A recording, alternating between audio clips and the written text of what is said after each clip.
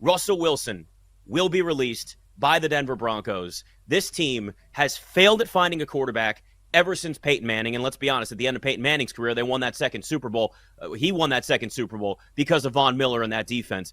But if they designate him as a post-6-1 cut, that's $85 million in dead cap money that the Denver Broncos have to deal with, that they have to eat. This team has no wiggle room. It's going to be really tough for them to improve. They're definitely going to want to draft a quarterback because at least you'll get him on a cheap contract. Sean Payton went from one team that was in cap hell, and now he's on another team with cap hell. It's been an utter... Think about this. Paxton Lynch, Brock Osweiler, Drew Lock, Trevor Siemian. Then there was Case Keenum and Joe Flacco, Teddy Bridgewater. Brandon Allen played for them. Jeff Driscoll, Brett Rypien. I should know the name Rypien. I mean, it is a absolute dumpster fire at that position for a really storied franchise in the Denver Broncos.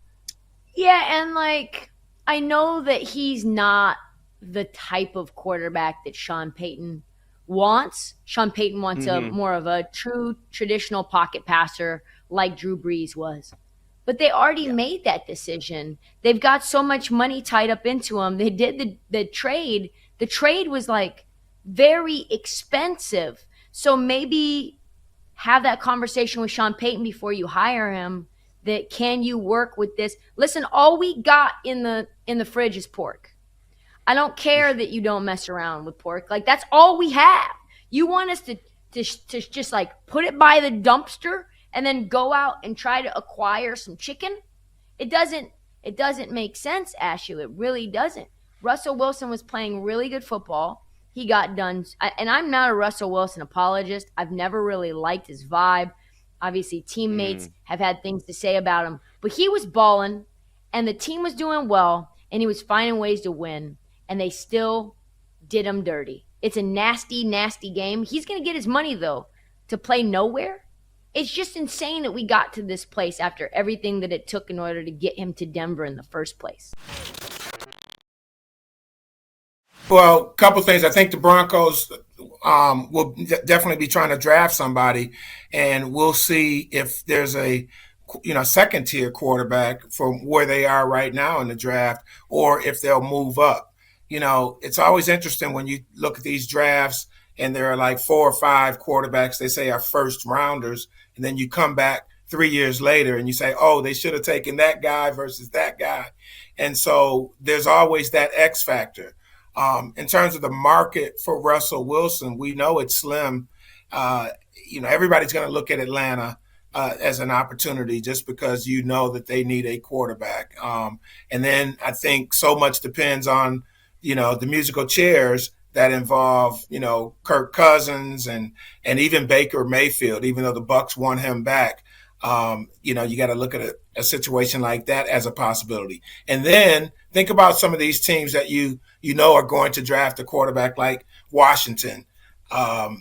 Would they want to get a veteran in like Russell Wilson, have him play while they get a younger player ready? And would Russell Wilson want to do that? Now, he has obviously said that, he still sees himself as a starter, and I don't see where there's any problem with that.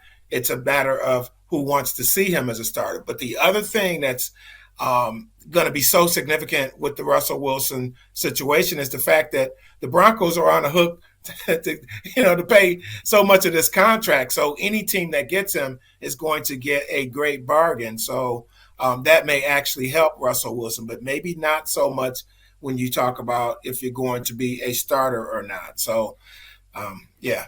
But again, as you said, Nick, this was not breaking news. I think it was just the resolution of the forced marriage that didn't work between Sean Payton and Russell Wilson.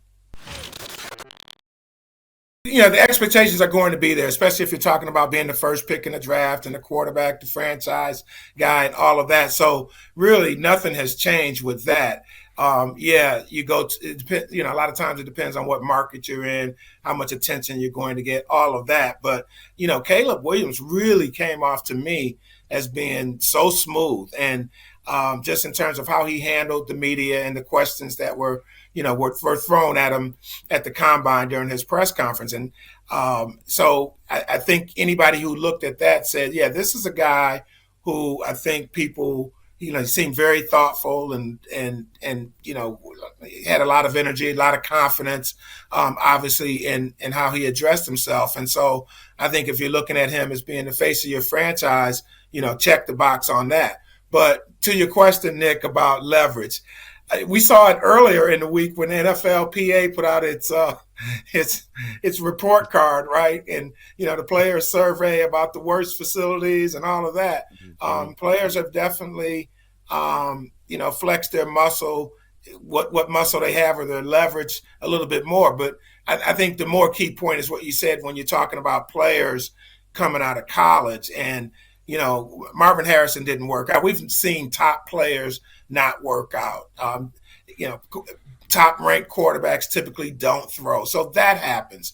The point that Williams made about the medical, though, I think that took it to a different level, because players for so many years have complained about being poked and prodded and tugged, and they say that those physicals at the combine, are the most exhaustive that they'll ever probably go through in their lives, because you have so many different teams, everybody wanting to get their own foul on every prospect. When there's, especially for Caleb Williams, but for a lot of players, they're not going to end up with only so many teams during their NFL career. But Caleb Williams definitely made a statement with the way that he expressed how he felt about it.